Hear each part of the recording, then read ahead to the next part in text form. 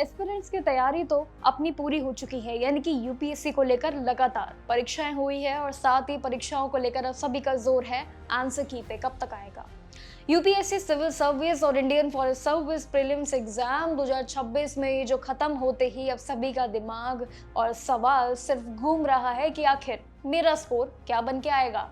ये मुझे पता है, सभी के मन में सवाल है कि आखिर स्कोर क्या रहेगा। लेकिन कोचिंग वालों के चक्कर में पढ़कर टेंशन लेने के लिए आपके लिए बहुत बड़ी सलाह है, ये सब चीजें छोड़ दे, क्योंकि इस बार यूपीएससी खुद आपका स्ट्रेस दूर करने के लिए एक बड़ा बदलाव लेकर आने जा रहा है, जिसके बारे में पहले भी मैंने आपसे बात की। देखिए, पहले नए रूल्स क्या आते हैं और नेगेटिव मार्किंग के पूरे अगर देखें कैलकुलेशन को, तो वो बिल्कुल आसान भाषा में आज की इस वीडियो में समझते हैं आखिर आपके लिए कैलकुलेशन का पूरा गणित क्या होने वाला है। तो सबसे पहले आज की इस जानकारी के लिए आप इस चीज को नोट भी कर सकते हैं, जो भी जानकारी सुनेंगे या समझ सकते हैं सिंपली। लेकिन एक चीज जरूर है कि अलग अलग कोचिंग इंस्टीट्यूट की ये कीज पर डिपेंड रहना अगर आपके लिए भारी पड़ता है तो उसको छोड़ दीजिए, क्योंकि इसमें काफी आंसर्स गलत भी होते हैं। लेकिन असल में इस साल के नए रूल्स की बात ही अलग है। यूपीएससी परीक्षा खत्म होते ही अब थोड़े से समय का ही इंतजार बचा है, लेकिन उसके लिए upsc.gov.in पे आपको प्रोविजनल आंसर की का डायरेक्ट पीडीएफ लिंक भी जरूर एक्टिव मिल जाएगा। लेकिन एक चीज बिल्कुल तय है कि आंसर की 31 तारीख तक आने की पूरी संभावना जरूर है, लेकिन सीधे कमीशन के आंसर से अपने सेट जो कि ABCD ये 4 चीजें मिलान करना आपके लिए जरूरी है। कैसे, वो समझते हैं। देखिए, ध्यान आपको रखना है कि आंसर की फिलहाल के लिए तो नहीं है, लेकिन बाकी प्रोविजनल है। अगर आपको लगता है कि यूपीएससी से किसी क्वेश्चन का किसी भी सवाल पे अगर उत्तर पे यानी कि आंसर पे गलत मार्क हुआ है, उनसे गलती हुई है, उसकी सफाई अगर आपको नहीं देनी है, तो वो ऑफिशियल प्रूफ के साथ आप उस पे आपत्ति यानी कि ऑब्जेक्शन जरूर दर्ज कर सकते हैं। सिंपल है, आपको कोई डाउट लगता है यूपीएससी से डायरेक्ट आप बात कर सकते हैं। इसके लिए कमीशन ने 31 मई 2026 तक की डेडलाइन भी सेट कर दी है आपके लिए सफलतापूर्वक। लेकिन अगर आपका इसमें दावा सही निकला तो सभी के मार्क्स फाइनल आंसर की में सुधारे जरूर जाएंगे, ये भी बिल्कुल तय है। लेकिन पेपर में आखिर नंबर कैसे जुड़ेंगे और कैसे कटेंगे, ये भी सभी का सबसे बड़ा सवाल रहता है। देखिए, इस नेगेटिव मार्किंग की कैलकुलेशन अगर हम समझे तो वो आपको ध्यान से समझनी जरूरी है, तभी आप आगे समझ पाएंगे।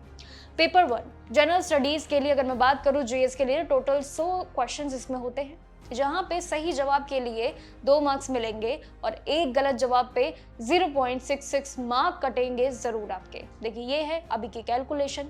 वहीं अगर पेपर 2 में शिफ्ट हो जाऊं मैं, यानी कि सी सेट की तरफ, तो यहाँ पे टोटल 80 सवाल होंगे, 80 क्वेश्चंस होते हैं जिसमें, जहाँ पे हर सही जवाब के लिए 2.5 मार्क्स दिए जाते हैं और गलत जवाब पर 0.83 मार्क्स की भारी नेगेटिव मार्किंग जरूर होती है।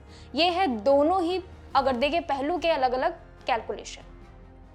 अब एक अच्छी बात यह है कि अगर किसी भी सवाल को खाली छोड़ दिया अगर आपने, तो उसके लिए कोई भी नेगेटिव मार्किंग नहीं होगी। अभी के लिए तो फिलहाल यही नियम है, भविष्य में देखा जाएगा।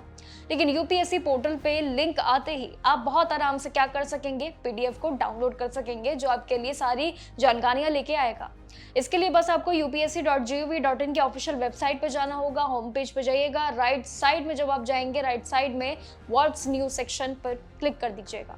ये सेक्शन जैसे ही आपको मिलेगा, वहां पे UPSC civil service prelims provisional answer key 2026 का लिंक मिल जाएगा तुरंत। आखिरी आपको क्या करना है, सबसे आखिरी काम, सबसे जरूरी बात यही है कि सोशल मीडिया पे एग्जाम के तुरंत बाद ये दावे करने वाले रैंडम आंसर की बातें जरूर होती है। ये चीजें काफी बढ़ जाती है एक हद तक, उस पर ध्यान दीजिएगा। कमीशन ने इस बार एक वार्निंग भी जरूर दी है, वो आपको समझना जरूरी है। देखिए, इस बार कमीशन की वार्निंग बड़ी अलग है कि जिन पर आंख मूंद के भरोसा ना करिएगा, वो है आपके गलत फेक अकाउंट्स, उन पे मत करिएगा। गलत होते ही ये आपकी जितनी भी कैलकुलेशन है वो तो बिगड़ेगी, साथ ही आपकी टेंशनें भी बढ़ जाएंगी। इसलिए किसी भी कंक्लूजन से पहले आपको क्या करना है, अपने सभी ध्यान देना है अपने प्रोसेस को लेकर। ऑफिशियल वेबसाइट आंसर की को जरूर देखते रहिएगा। upsc.gov.in की ऑफिशियल वेबसाइट है, एक्सप्लोर करते रहिए कि आखिर कब तक कौन से जवाब पे आपका हल निकल जाता है। लेकिन अभी के लिए आंसर की पे जो सही अगर हम बात करें तो 31 तारीख का वेट कर लेना, और उसके बाद आपके ये कैलकुलेशन और साथ ही उससे पहले की कैलकुलेशन के लिए ये आज की इस वीडियो शायद आपके लिए एक वैल्यूएबल भी हो सकती है। बाकी मोर इन्फॉर्मेटिव वीडियोस के लिए देखते रहिएगा मेरे साथ, यानी कि आशी के साथ जागरूक जोशी।